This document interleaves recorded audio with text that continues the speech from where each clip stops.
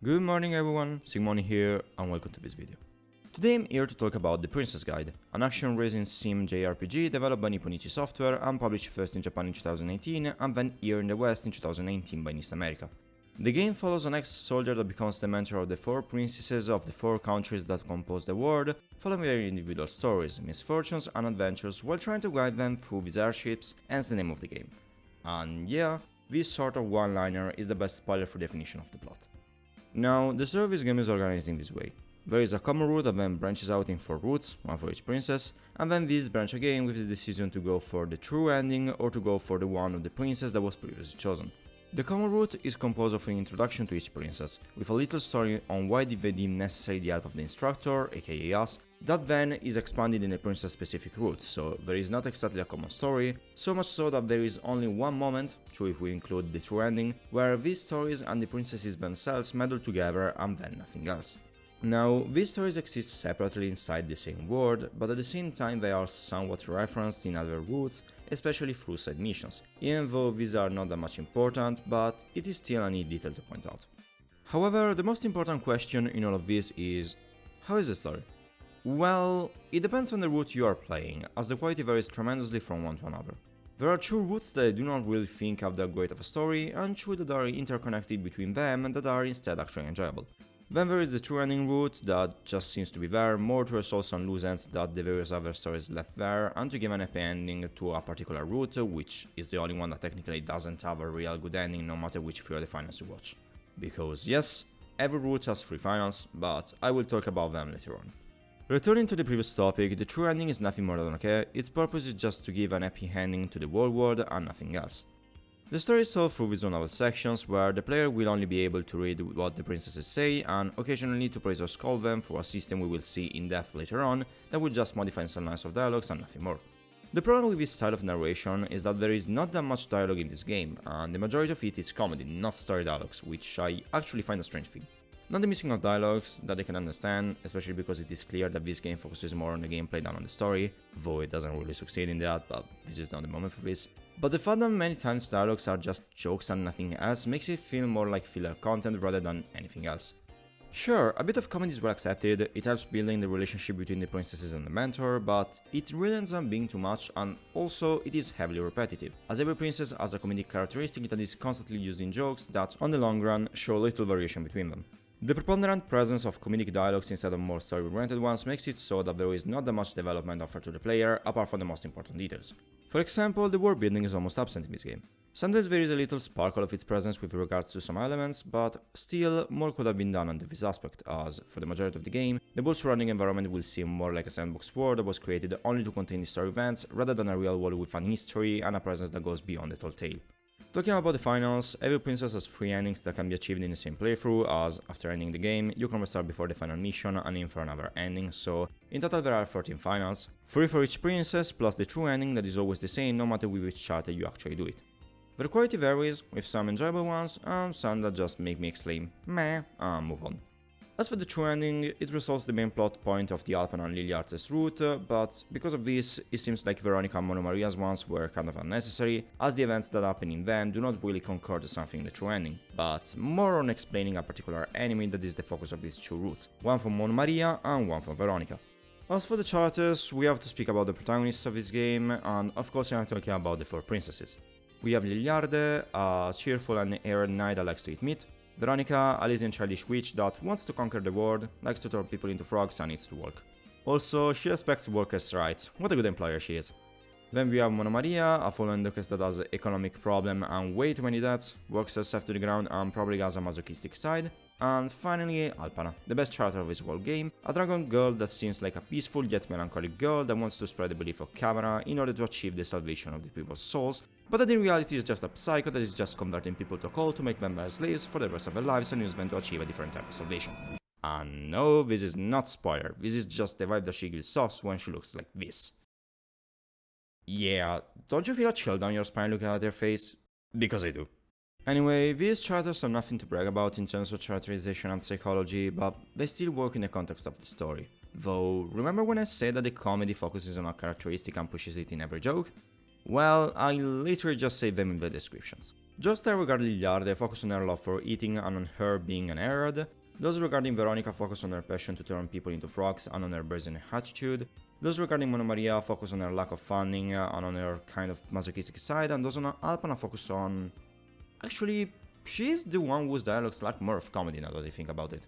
They focus more on her shift of personality, if you know what I mean, which can be actually explained by story reasons, as hers is the most serious roots between the four of them, and Alpana is also the most serious character of the group.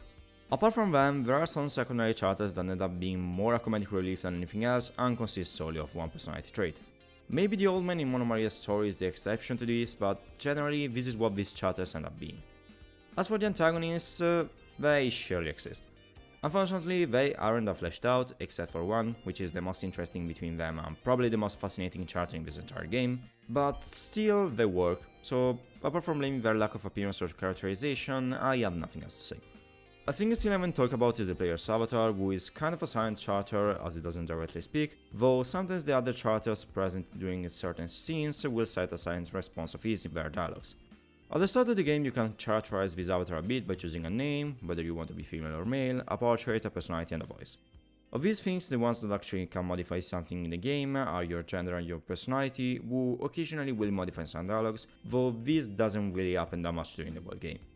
Apart from the visual novel moments in which we will see the story unfold, the gameplay of the Princess Guide is divided mainly into two sections. The map navigation part, where we will plan our route to the missions and other points of interest available on it and have access to the base menu, and then the action/hack-and-slash part that constitutes the main pillar of this game's gameplay. In the first part we will be on a map where we will have the possibility to move our units by spending action points, after depleting which we will be forced to withdraw it and wait for some time before the same can be used again. The major elements that are available on the map are main missions, sub-missions, training zones where it will be possible to play a casual story stage that has been previously cleared, special zones symbolized by 3 question marks that will give us a knowledge material, which is something I will talk further in, and enemies that roam freely the map and that after being defeated reappear in the time of some in-game hours, signified by a clock that is constantly present on screen while you are looking at the map. The most important thing in this part is, however, the base menu, where we will have the possibility to recruit additional commanders to deploy in the world map, recruit up to 3 units of soldiers per commander to accompany them, and most importantly, here we will have the possibility to raise the stats of the princess we are currently guiding. This can be done through the use of knowledge materials, which are objects obtained through various means, such as defeating specific types of enemies or occupying relics, that, after having completed a determinate object, can be taught to the princess in order to increase her stats. They are divided into 2 categories, passive and active, and you can only have one of each type active at a time, and when you fulfill that objective, you are given the first available one in alphabetical order and you can only change it by going back to the base, which ends up being a real hassle sometimes. Talking about the princess stats, these are strength, wisdom, spirit, moral and faith, which after hitting a certain level can grant some buffs to the princess or unlock new units that can be recruited. The faith stat also influences the final you are going to obtain if you are not following the true ending path. Still, they do not really influence the game that much apart from the final you are going to obtain, the units you are going to be able to recruit, and some little buffs that, however, are not always noticeable. Here it is also possible to increase the avatar stats through skill points that are obtained by making the princess learn knowledge materials, though you are really going to find yourself using the avatar you created, as it is better to just use the princess to clear every stage so to also unlock more knowledge materials. And, in general, you will never feel the need to buy any commander. This is essentially a part of the game that is there, but it is never really useful for the player to actually delve into and use, rendering it essentially useless. The only convenient thing here is the possibility of acquiring better soldiers, but even that is not exactly that helpful, as we will see further in the review. After having leveled the faith stat up to level 3, you will also have the possibility to play a specific minigame for every princess that, while a neat thing, are nothing exciting nor that good and serve more to obtain true knowledge materials rather than anything else. Finally, at the base it is also possible to change the commander's equipment and to forge some weapons that have an exorbitant cost in terms of money, being, after all, the only way to actually spend the gold you are going to acquire in battle. And also to create some items that, however, aren't really that much useful and many times you will forget that they even exist, as they can only be used outside of the stages and, as such, aren't really that much helpful. As for the various missions on the map, the side quests are not that many and end up being kind of laughable in terms of both content and story, while the variety of the story missions is non-existent. Let me tell you some of the types of missions the game offers. Kill all of the enemies in an allotted period of time, escort a carriage, defend a position until the time is up, reach a certain destination in a certain period of time. These are essentially the majority of the story's missions. Then there are some variations in terms of objectives given when you enter some battles, but the times this actually happens are very few. So this is all for the map part. Now let's delve into the action part of the Princess Guide. When we'll enter a battle, if it is a story stage, we will be given a simple objective, such as kill every enemy or kill the enemies at the end of the stage, or if it is a random skirmish, we will just have to eliminate every wave of monsters we will have to face. Now, let's analyze the combat. Technically, you have various actions you can do. You can attack with the square button and use the analog stick to actually modify the type of action you are going to execute. You can press circle to make the soldiers charge, you can press cross and square together to use a special attack, and then you can press R1 to switch to the commander mode, where you can still use the same moves as before, but this time, if you press circle you will use a new attack instead of making the soldiers do the dirty work, and the cross button that is normally used to evade will be substituted by an attack for some princesses. Furthermore, you can use the triangle button to make a single soldier rush forward in order to try and stun an enemy. Now, this gameplay actually sounds more interesting on paper than what it really is, because, well, many times it will just result in a continuous button mashing, where the square button will be just continuously clicked every time you see an enemy. In reality, the combat system feels shallow, well thought, but badly implemented, as there is literally no need to use anything apart from the square attack and sometimes the triangle button. Because of this, it ends up being fun for its novelty only for the first hours of the game, but then starts becoming really boring and you will tend to finish every battle as fast as possible and to avoid the enemies on the map as much as you are capable of. This is also because of some other things, such as the soldier's role and the enemy's AI. The soldiers will never attack on their own, they are there to be commanded by you and nothing else, and because of this they end up being kind of useless if not to occasionally stun some enemies. Their other usefulness is in conquering relics, which is something that I haven't talked up to this point, so let's focus on them. These relics are structures located in the stages that have various effects. Some will heal you, some will give the buff to the enemies, some will act as damage dealer when activated, and so on. These relics are hostile to the player before being captured, so instead of the enemies, they will target the commander and the soldiers, and in order to make them stop, you need to conquer them. That is done by pressing circle near them with the soldiers available, otherwise you will not be able to do so. After having done that, when you get near it, you will see the number of times you can use the relic and you can activate it with the circle button, if you are not too far from it, that is. If, however, you capture another relic before using the one you have conquered before, you will be only able to use the most recent captured relic and the other ones will be rendered useless. Now, while this is an interesting idea that could actually work, in the end relics are just an annoyance when they are unoccupied and many times useless when you occupy them. Annoying because sometimes you can be caught in a never-ending cycle where you are going to be stunned by a relic, then hit by a monster, then stunned by another relic, then hit by a monster and so on, and in general because they are just an hindrance while in battle. Useless because many times they aren't really worthy of being used. It is way faster to just bottom mash against the enemy rather than strategize and use them. In a few words, they end up being as shallow of a system as the combat, which doesn't exactly make the gameplay of this game look that good. And in this digression, I said that there was another thing that doesn't make the combat shine, and that is the enemy's AI. The normal cycle of an enemy's action is as follows. When they see the player, they run towards it, they do an attack, then they wait some seconds, perform another attack, and so on. They also have an offensive pattern that ends up being composed of a maximum 3/4 different moves, and this also includes the bosses by the way, which are not that many and end up not really being a challenge at all. Because of this, it is normally not difficult at all to evade their attacks and to kill them, making the combat extremely easy. In fact, the difficulty of the Princess Guide is borderline laughable for how mindless the game is many times. Yes, there are occasions where the player will have low health, but the praise system and the easily readable enemies' attacks are there to actually never make the player really have the possibility to die. As I've introduced it, let's start talking about one of the core mechanics of the Princess Guide, the Praise and Scold system. This is a function where during the visual novel sections or during the combat stages, you'll have the possibility to either scold or praise the princess. During the visual novel sections, these are predetermined sections where the only thing that this system will change is some lines of dialogues, while in the stages, you can do so up to a maximum of 3 times, and based on your choice between scold and praise, the princess will receive a random bonus, such as health regeneration, speed up, stealth up, and so on. This system is vital in fulfilling knowledge materials objectives, and it is essentially its main function, as well as being used as a health recovery method inside the stages. In theory, this can be a somewhat interesting concept, however its implementation is, again, shallow.